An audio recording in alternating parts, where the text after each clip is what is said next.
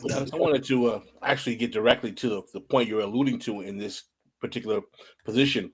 One of the themes that we have on our show is called the 50 plus year counter revolution, where basically the idea is that in the last 50 plus years of American and global geopolitics, starting in 1968, is basically a counter revolution or reaction to the socioeconomic push of the New Left period in the 1960s, which in America briefly was created the New Deal Civil Rights Coalition. Can you explain in detail how you believe the current and developing form of capitalism that we see in the West is a distinct evolution or devolution to something other than the standard pivot to neoliberalism that we saw starting in the 1970s? Well, that question really gets me here. Thank you for it, because you are, you are, you're just putting your finger on what really matters. You mentioned 1968, the period between 1968 to 1971, between LBJ exiting the White House and Richard Nixon blowing up the Bretton Woods system on the 15th of August 1971, the Nixon shock. That period changed the world. So allow me to share with you my perspective, and I'll try to do it as briefly but succinctly as I can.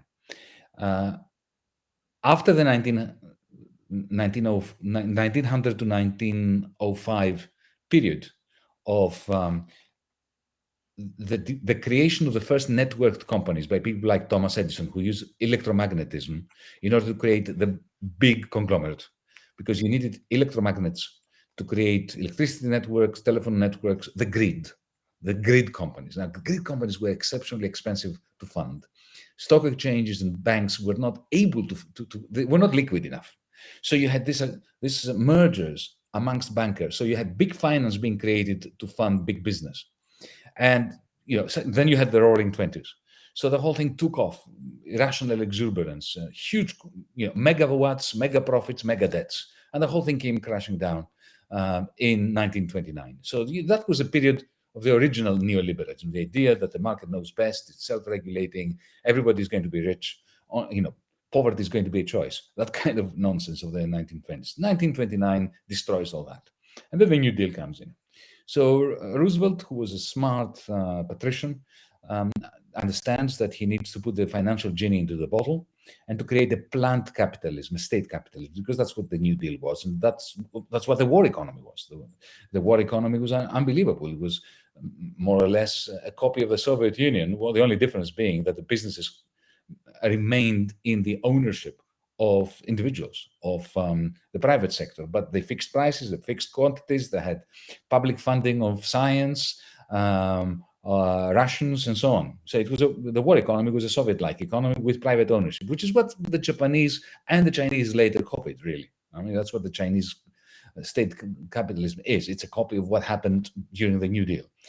The war is beginning to end, is coming to an end in 1944, at the time when the Allies were invading Normandy. And that's when Roosevelt convened the Bretton Woods Conference, in New Hampshire. And what the Bretton Woods system was an extension of the New Deal to the known world, to the known capitalist world. Between 1944 and 1971, you had a period when the big monopolies, the technostructure, as John Kenneth Galbraith called them, they were effectively fixing prices, fixing quantities, introducing marketing through television and so on to tell people what to want while producing that which they told people that they should want, right? And nevertheless, it was a period of declining inequality because the financial genie was put back into the bottle. And banking was extremely boring. Capital controls were in place. The state was clamping down on the bankers and big finance. That whole system was predicated upon the whole world running on the dollar. It was a dollar standard. It wasn't the gold standard. The Bretton Woods was a dollar standard. But for the dollar to remain the currency of the capitalist world, the United States economy had to be a surplus economy. They had to produce more stuff for sale than your country was absorbing into its territory. That ended in 1965 with the Vietnam War, with the Great Society, and so on. Okay, from 68, and that's why I'm ecstatic that you mentioned 68. From 68 onwards, this system was going the writing was on the wall. It was going to be killed off. Why? Because America became a deficit country and the dollar could not continue to be the linchpin of the global capitalist monetary system, because up until then, there was only one currency, it was the dollar. Every exchange rate was fixed to the dollar. That was jettisoned in 1971. And this is remarkable.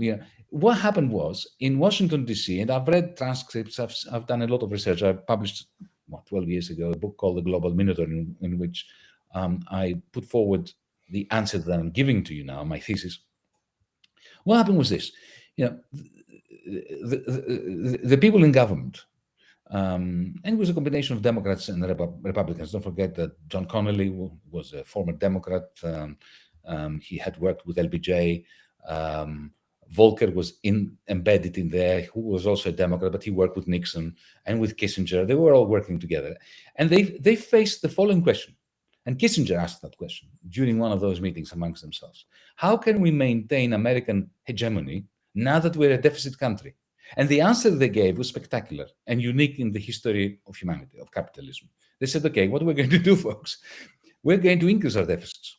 And we're going to use the American trade deficit in order to, we use it like a vacuum cleaner. We will suck into the American territory the net exports of the Germans, the Dutch, the Saudi Arabians, the Japanese, later the Chinese, right? And how are we going to pay for this deficit? We will suck also into New York, Wall Street, their profits by making Wall Street the financial capital. And that's what they did. But to do that, they had to unleash the genie, the financial genie from the bottle in which the new dealers had put it in. And that's financialization for you. Neoliberalism was just an ideology that was grafted on top of the financialization. Between 1980, after the Volcker shock, and 2008, you had this remarkable situation where the United States was indeed the recycler of net exports and net capital flows. So European, Asian net exports were coming to the United States because of the American deficit, but the profits of the German, the Dutch, the Japanese, and later the Chinese capitalists was also going to the United States, therefore closing the loop. That was what we call neoliberalism, simply the ideology that legitimizes this monstrous, wonderful, just exuberant beast.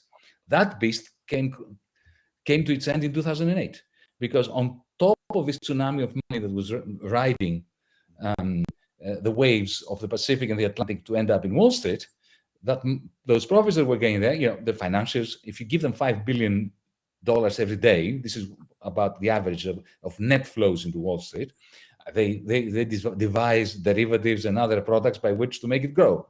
Bets, effectively, right? Wages.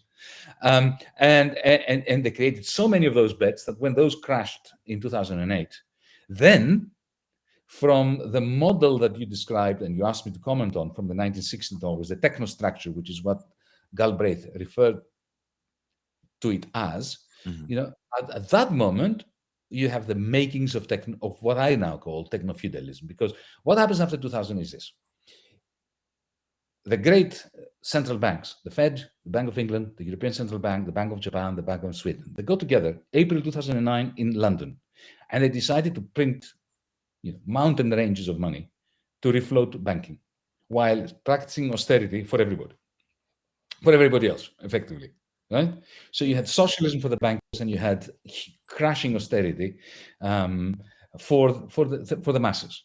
Mm-hmm. Now, that did two things. Firstly, it refloated finance. So finance has never done better than since they've done after 2009. I mean, it's amazing. If you have a pandemic, nobody buys stuff.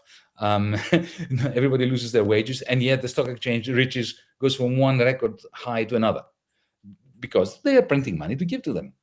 So there's no sense of markets, of competition, of even capitalism there. Central banks print the money to give to the bankers to play in the stock exchange. So the stock exchange decouples. It's like it's taken off planet Earth. It's Elon Musk wants to go to Mars. Well, finance has already gone to Mars, using bank money as fuel, right? And everybody else is stuck with shitty jobs, second-rate services, and so on and so forth, inequality and all that, that. But the second pillar of techno-feudalism, one is central bank money replacing capitalist profits. And the second thing is, you mentioned that before, platforms replacing markets. Now, Amazon is not a monopolistic market. It is not a market. Amazon.com is not a market. Remember back in the era of Theodore Roosevelt, when Standard Oil had the monopoly of petrol in various cities around the United States, the monopoly that Theodore Roosevelt famously broke down or broke up. Well, you would drive into a town and there would be three petrol stations. They would all be Standard Oil. So they would have a monopoly power over you. But still, Standard Oil did not own the road, every shop in the town, the air you breathe, the park benches on which you would sit if you want to take a break. In Amazon.com, the moment you enter Amazon.com, you enter a fiefdom, an electronic fiefdom, a digital fiefdom, owned by one man. One man decides that, what you're going to see. Imagine, it's like, driving into Oklahoma or something, and there being one person or the algorithm of one person, taking your head and turning it around here and there to make sure that you see what the algorithm wants you to see, and you don't see what the algorithm doesn't want you to see. What you sell or buy on that platform is determined by that one algorithm, by terms and conditions set by that one company. That is not a capitalist market. It's not even a monopolistic market.